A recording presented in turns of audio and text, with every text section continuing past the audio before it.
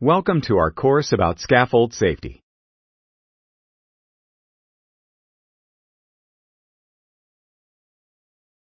You probably already know that a scaffold is a temporary elevated structure that we use as a platform for supporting workers and equipment. You're taking this course because there are scaffolds in your workplace. You may work on them or be around them. When we set scaffolds up correctly and maintain them, they are a valuable tool to ensure worker safety and allow people to be more efficient when accomplishing their work. By the end of this course, you will be able to identify types of scaffolds and their associated characteristics, recognize the general hazards associated with scaffolds, know the role of the competent person as it relates to scaffolding, know how scaffolds are made safe by design, during assembly, and through proper use and maintenance. Recall safety strategies, protective measures, and employer requirements associated with scaffolds. Recognize when scaffold work conditions are unsafe, and know what to do if you recognize potentially unsafe scaffold conditions. There are 3 general types of scaffolds. Do you know which is which? Drag the pictures to the appropriate labels. It's okay if you aren't sure. We'll explain the answers.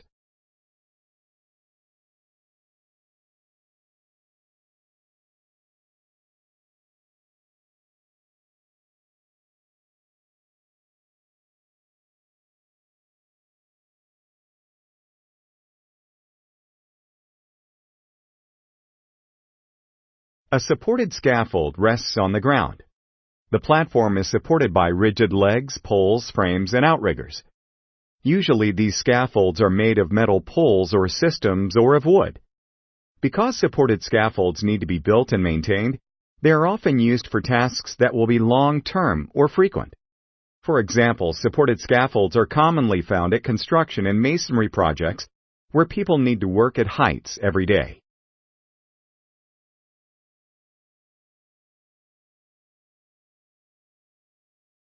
Suspended scaffolds have platforms that are suspended from above by wires, ropes, or a non-rigid support system. When you think of suspended scaffolds, you may imagine the kind used by window washers on skyscrapers. That's because they are ideal for tasks that require workers or materials to move to different levels frequently. Other examples include maintenance tasks that people perform using rope descent systems or boatswains or bosun's chairs and swing stages that people use for high-rise construction.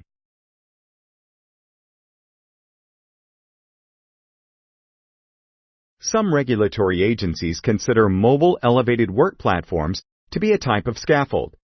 They are vehicle-mounted or self-propelled elevated work platforms.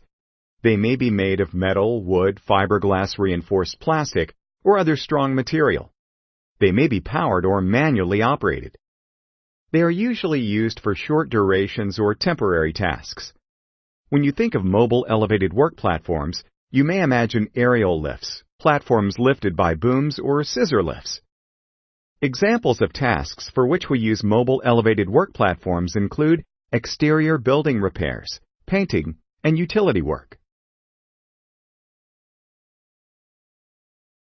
Which type of scaffold or access equipment is most appropriate for temporary tasks, such as repairing a utility line?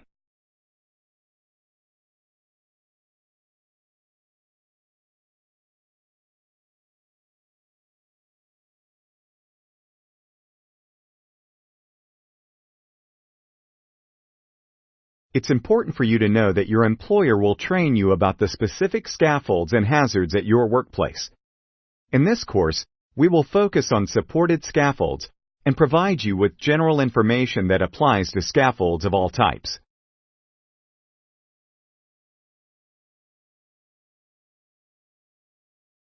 The purpose of scaffolds is to safely allow people to work at heights, but working at heights has its risks.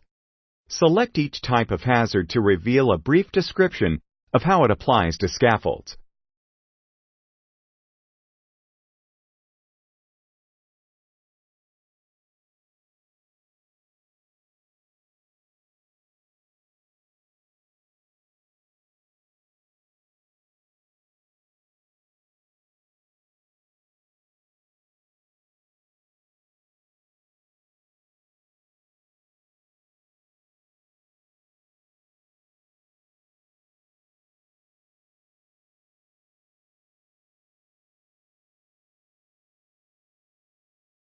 Let's explore some more hazards.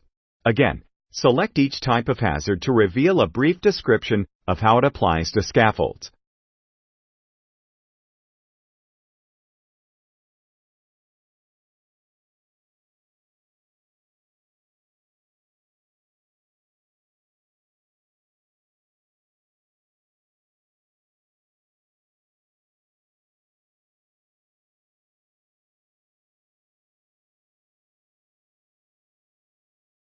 What are two general safety hazards you notice for the scaffold shown here?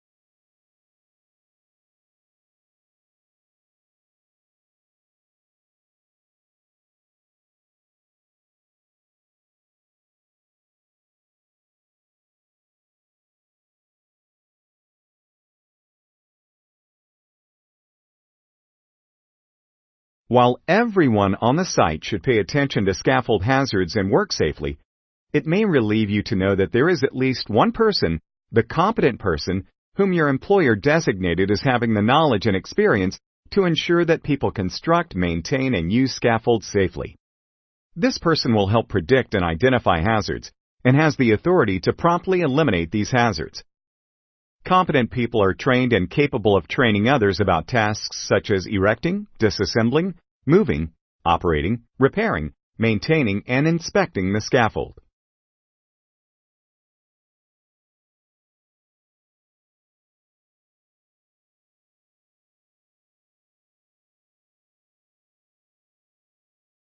Which of the following questions can the competent person answer for you?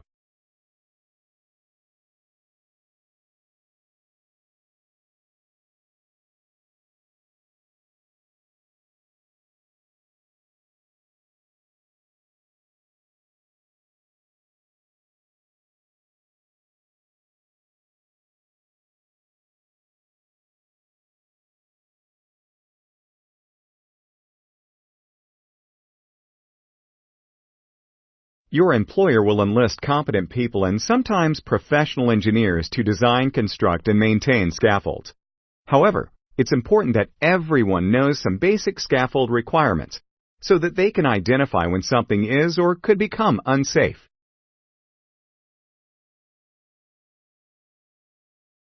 Stability is vital so that we can avoid tip-overs and collapses.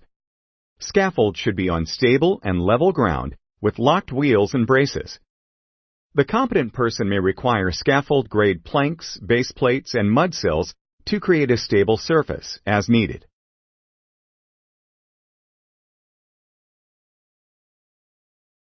Which of the following is unsafe ground upon which to construct a scaffold?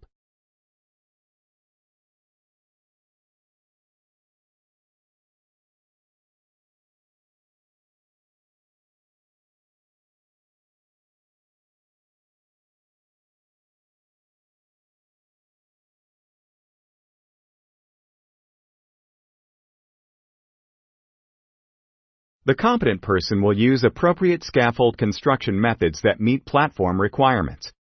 Component pieces must match. The scaffold must be able to safely withstand regular use and conditions, such as high winds and rain. Scaffolds may come apart and collapse because of missing or improper connecting pins. A scaffold's height to base ratio must meet safety requirements. For example, when scaffolds approach heights that are 4 times the width of the base, they become increasingly unstable and need stabilizing connections. Scaffolds must have safe and proper means of accessing, entering, and using them. For example, people may use a ladder instead of climbing on structures or bracing to ascend.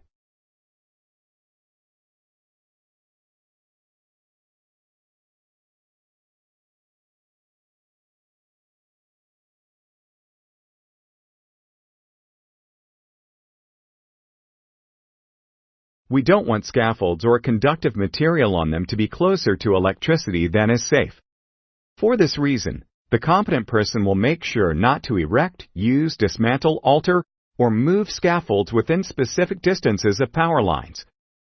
Generally, scaffolds need to be at least 3 meters or 10 feet away, with increasing distances for higher voltages. If scaffolds must be closer to perform work, then the competent person must arrange for the electric utility company to de-energize and ground or properly shield power lines with insulating materials. To help prevent people from falling off scaffolds, rails must be around access points and open sides and ends. The idea is that workers will be focused on their work. Rails can remind them to stay away from edges and physically stop them from falling if they misstep or trip. The competent person knows and will follow safety regulations. For example, in the U.S., if the side of a scaffold is very close to a building wall, that side may not need a guardrail.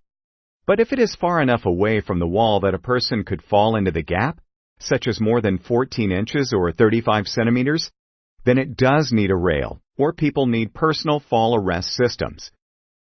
To protect people below from falling material, scaffolds may have toe boards along the edges, screens or chutes for material drops.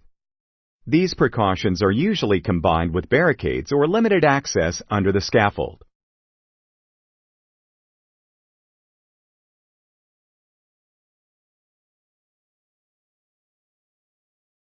The planking and decking on a scaffold should be in good repair without any visible bowing.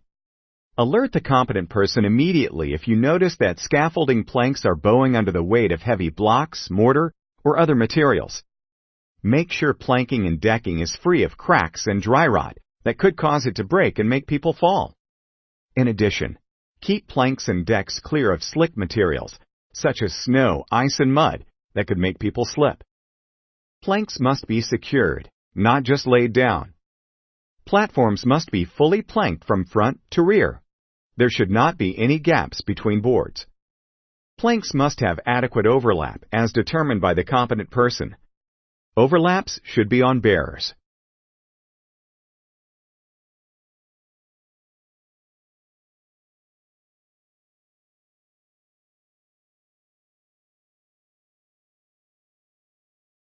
Do the wood planks on the scaffold here look safe to walk on?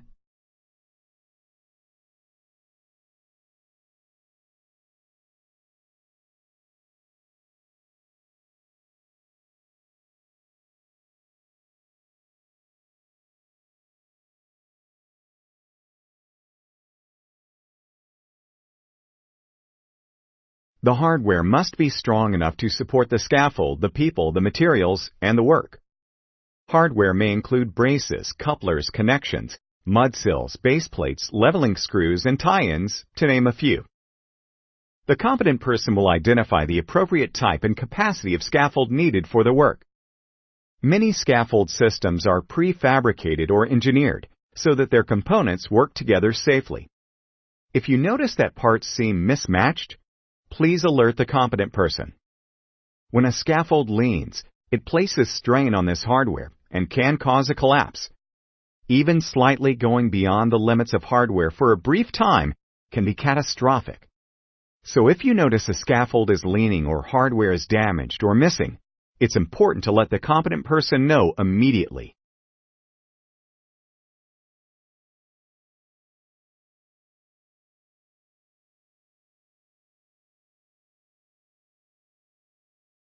Safety doesn't stop during scaffold design and construction.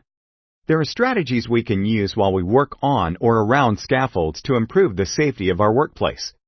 They include limited and appropriate access, protection from falling objects, moving mobile scaffolds safely, personal fall arrest systems, and training and inspections. Let's explore each of these now.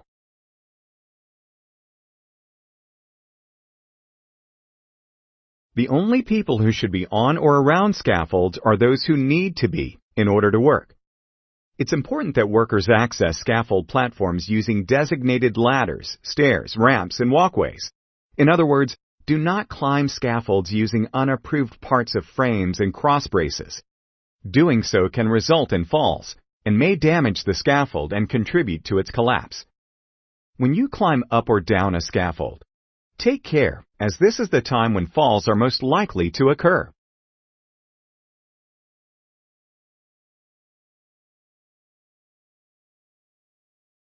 The competent person must arrange protection when tools, materials, equipment, or other objects may fall from a scaffold and strike people below.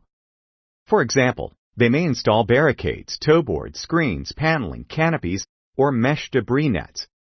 This is especially important when scaffolds are above pedestrian walkways, such as sidewalks. As always, practice good housekeeping.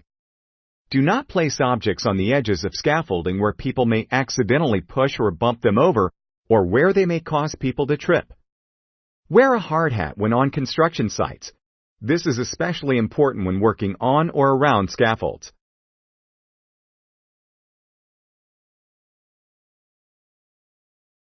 True or false? Wearing a hard hat will prevent you from being struck by falling objects under a scaffold.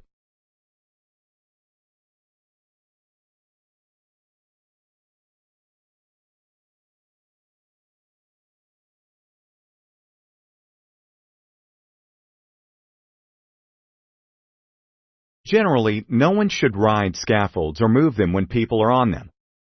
Before you move a scaffold, look for obstructions overhead and look for debris or holes on the ground so that you may avoid them.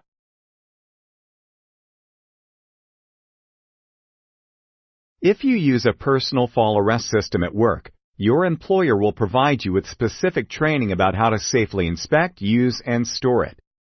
Please note that the appropriate type of personal fall arrest system varies depending on the specific scaffold type and hazards. You must use the anchor or tie-off points designated as safe by the competent person. Never anchor the personal fall arrest system to a standard guardrail, as they are not strong enough for this purpose.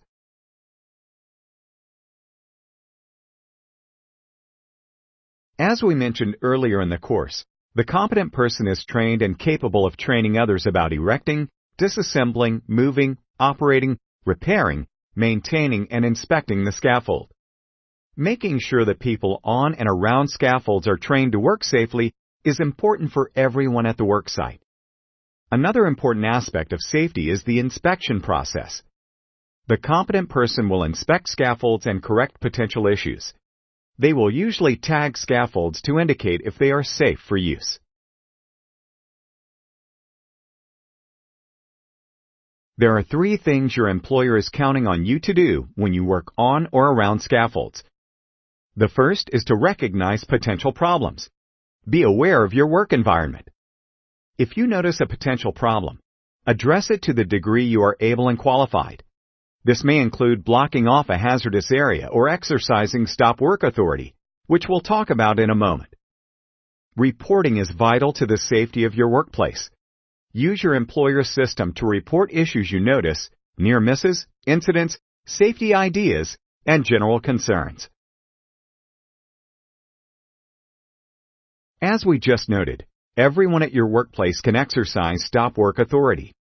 That means that you have the right and the responsibility to stop the work if you have any questions or concern about safety, including those related to scaffolds. Work will resume once the competent person has determined it is safe to continue. You notice that a guardrail is loose on a scaffold. What is the first thing you should do?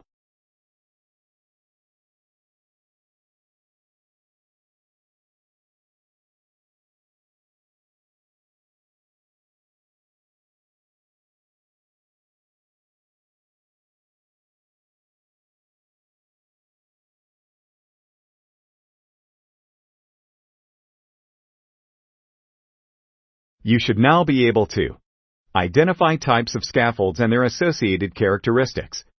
Recognize the general hazards associated with scaffolds. Know the role of the competent person as it relates to scaffolding. Know how scaffolds are made safe by design, during assembly, and through proper use and maintenance. Recall safety strategies, protective measures, and employer requirements associated with scaffolds. Recognize when scaffold work conditions are unsafe, and know what to do if you recognize potentially unsafe scaffold conditions.